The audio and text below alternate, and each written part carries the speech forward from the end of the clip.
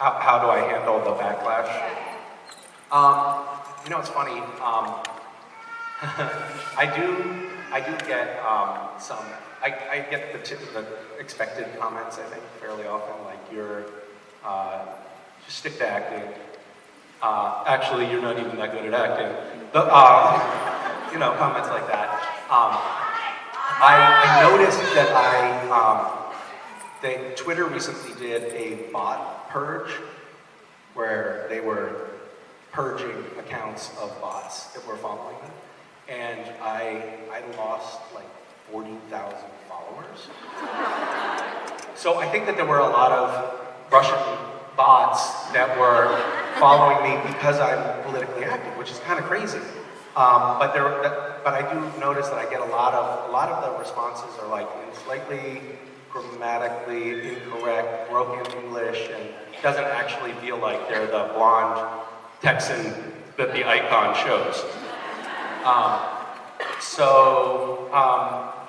It's funny though. I also think that because I've been talking about politics and expressing my heartfelt opinions pretty vocally for a while, most people who disagree with my position have probably stopped listening to me already or tuned me out.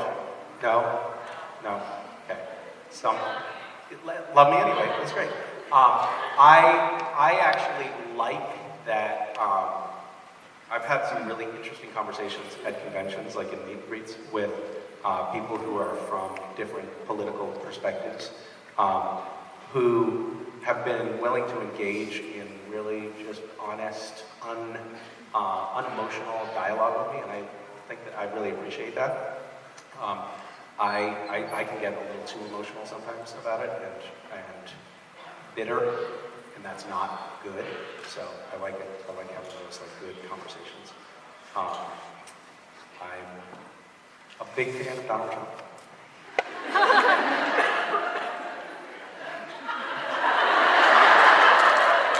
I had a not great exchange recently, and this was my own bad reflex. It was 2 weeks ago at a convention. I was signing, and someone leaned forward and said, "You should give Trump a chance." And I looked up and I said, "No."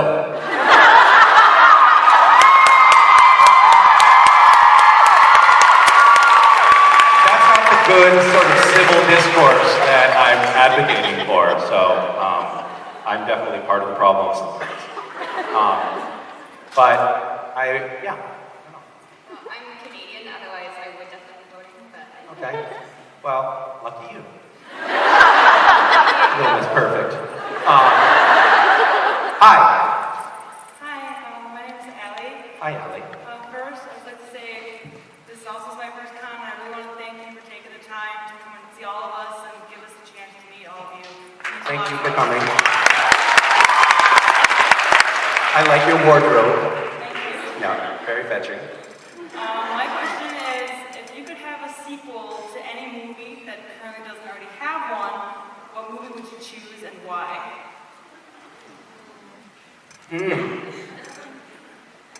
What movie do I wish there was a sequel to? That's a really good question. Probably something from my childhood. I feel like we should have had another E.T. Yeah. Or Goonies.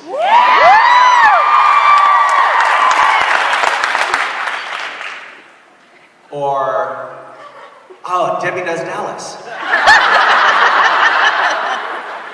Any one of those three. Thanks. Hi. Hi, Misha. How you doing? Good, how are you? Next week I will be celebrating a birthday, my 26th birthday. Happy birthday. Thank you. And I was wondering if you have any vivid memories from that year, or like your mid-20s, like a big lesson you took away from that time period. If you remember anything.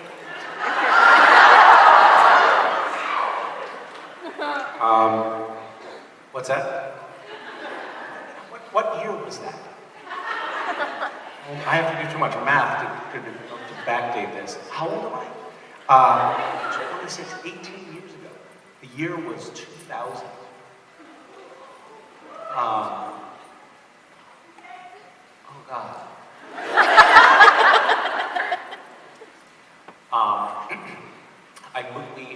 We had just moved to Los Angeles and moved in next door to a New York Times writer in our building. A guy who subsequently, we didn't know it, but at the time he was writing a book called The Game. Are any of you familiar with it? It's The Game Inside the Secret World of Pickup Artists. And he was mastering the art of seducing women. And he slept with every single one of our friends. And I was like, why is everybody sleeping with this guy? It's amazing.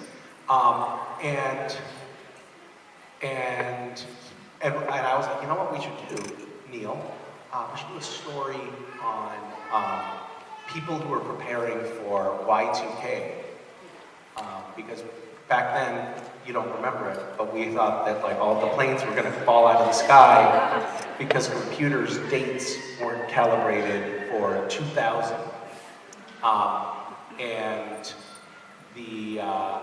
so he was like, yeah, that's a great idea. We'll find like a group of people that are in a bunker, like waiting for the Y2K thing to happen. And he did that. He went into a bunker, and Vicky and I were like, no, let's just go to Baja. So we spent New Year's on a beach in Baja, and it was very lovely, and almost got killed. It was very exciting. I was still doing a lot of really crazy, stupid adventures at that phase in my life. We were hitchhiking around Baja, and got picked up at night by this group of guys in a pickup truck that drove us out into a salt flat. And then, it's a long story, but we were doing a lot of really crazy things at that point. I think it was the first year that I went to Burning Man. I spent about 2 years right around that time in my life, just, going to all-night raves and things like that. I had gone through high school and college without ever really drinking or doing any drugs, and then I made up for that right around when I turned 26, so that could be fun. And then by the time I was 28, I was like, okay, I can't do this anymore. I have to do something else, so I started meditating instead. Thank you. There's my brief history of my 20s. Thank you. Hi. I'm Nakia, my first convention. Hi. Wait, guys, everybody your first time here? Oh, sports. It's amazing. Is it going to be your last? How's it going? Hope not. All right, good. It's going great. Good. I was just wondering, do you have any prank stories you can tell us? Like either revenge stories from you to the boys or from the boys to you? Revenge stories? Pranking, yeah. Prank stories. It's like revenge.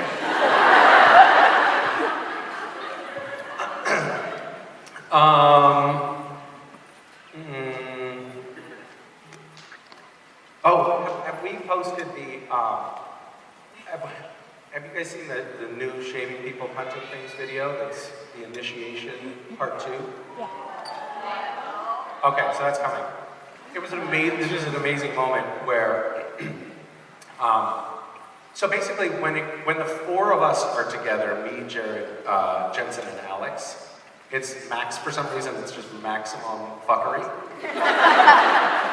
And I can't believe that we ever get any usable footage out of those scenes, because it does not stop. And the takes that do make it on camera are, like where I'm, saying some Castiel dialogue. Dean, be careful in there. It's always like, I can't believe I said that without laughing. Because something is happening below frame, for sure. But anyway, Alex was lying, we had the scene, Alex is lying in a bed, he's not feeling well, and Ruth is doing some weird Reiki hand stuff, and I'm probably revealing things I'm not supposed to reveal. And me and Jared and Jensen are watching to see if this works. And Jared went into this fugue state where he said this incredible string of one funny thing after another.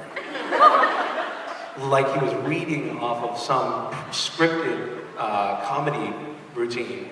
It was amazing. Because, I mean, I don't know, I guess you haven't seen him on stage or whatever, but he's not funny. So we were all just like, what is happening? What drug is he on? It was amazing. And so anyway, that scene is cut together. Brett Kavanaugh works his way into the dialogue. It's really funny. Anyway, you'll look forward to that. That was a recent fun thing that happened on set. And it was also exciting to see Jared be funny, even if it's just that once. Thank you. Hi. Hi. Hi. Hello. This is going nowhere. Sorry, was there a time you screwed something up really badly, but then no one ever found out it was you? Wait, what? What? Is there a time that I did something but I got away with it? Is that what you're saying? Yeah, no one knew it was you. Are you thinking of something that you did? Do you want to reveal a dark secret right now? Is that what's happening? I told Adam and David this, but like, I guess I've done something, but what about you? What do you do? Like, how do you get out of this situation? Wait, what? What did you do? So at school, I am a football photographer, and I'm a part of Husky Vision, which is our school TV show. So we use the film lab a lot, but I overlap it for a yearbook for football. So one day I borrowed some extra batteries, because the game is like 3 hours, but I never returned them. And I left them on the football field, and then the next day we went to film for our midterm, and everyone's like, where are the camera batteries? And I'm like, oh. So this is probably not the best thing to talk about publicly. It's okay, Mr. Ochoa is not here. It's not what? Mr. Ochoa, my film teacher, is not here. Okay, but people are recording this. And someone just tweeted to Mr. Ochoa and guarantee.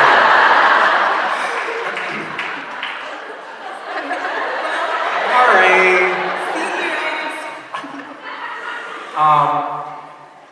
Second mistake was revealing his name just now. You've just made a whole series of possibly career-ending mistakes. It's okay, I trust you guys. You're not gonna tell him, right? Misha? All right, I'll tell a story that's sort of like that, but not really.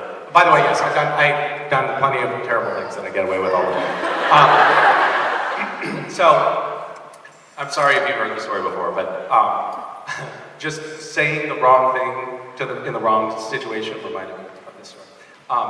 So I was up for the role of Anakin Skywalker, and it was in the second prequel movie, the one that Hayden Christensen ended up in.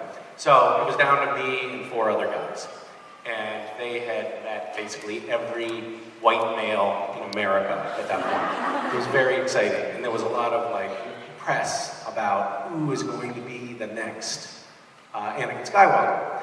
And so, got the call from my agent, they want you to fly up to Skywalker Ranch and meet with George Lucas. And I was not allowed to tell anyone. Very specifically told, you cannot tell anyone. If you tell anyone, you're out of the running. You can't tell your friends, you can't tell your family. The only person that can know that you're going up here is your agent. And in fact, they said, the kid, Jake Lloyd, who was like, I don't know, the elementary school kid that had played the first young Anakin, was their second choice. They had cast some other kid, and he told somebody, and they fired him. They're just putting the fear of God in me. I'm not allowed to tell the driver that picks me up at the airport where I'm going. I have to tell him I'm going in to do a sound recording session. So, get there. And I got there a little bit early, so I went for a walk up in the woods. It's like this beautiful, beautiful college campus, about an hour and a half out of San Francisco. And went for a walk in the woods, saw like these beautiful rolling hills with llamas all over them, like these, it was just like so insanely beautiful. And then went in, I met with George Lucas alone in his office. He let me play with Luke Skywalker's original lightsaber. Like, it was just so cool. It was just like the most exciting thing you can imagine. And I left, and I had a little bit of time before flying back home. And so I went into San Francisco, and I went into this pizza place. And on the drive down to San Francisco, I had my phone, and I was like, I want to call my best friend. No, I'm not going to do it. I'm not going to fuck this up. And went into the pizza place, and there was this pimply-faced little teenage kid behind the counter, and he said, I said, hey man, I just have to tell somebody this. I was just up at Skywalker Ranch in George Lucas's office. I was playing with Luke Skywalker's lightsaber. And he said, no way! I was like, yeah, I'm in the running to be Anakin Skywalker.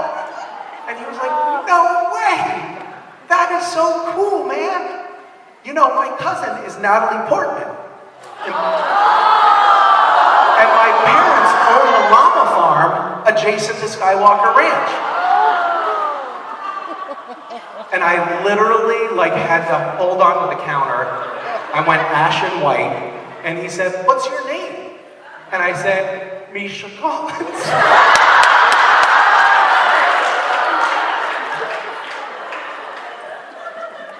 It was so awful. Okay. So, that was also a career-ending mistake. Thanks for the memories. Hi. Hi. I was wondering if you had known Sheridan Jensen's work ethic before you worked with them, would you have signed on to the show?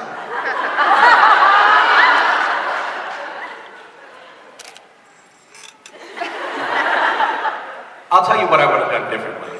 Okay. When I got on the show, I tried to take it very seriously.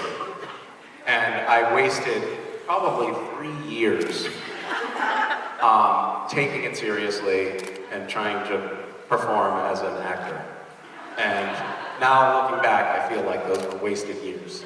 I would have gotten on board much more quickly.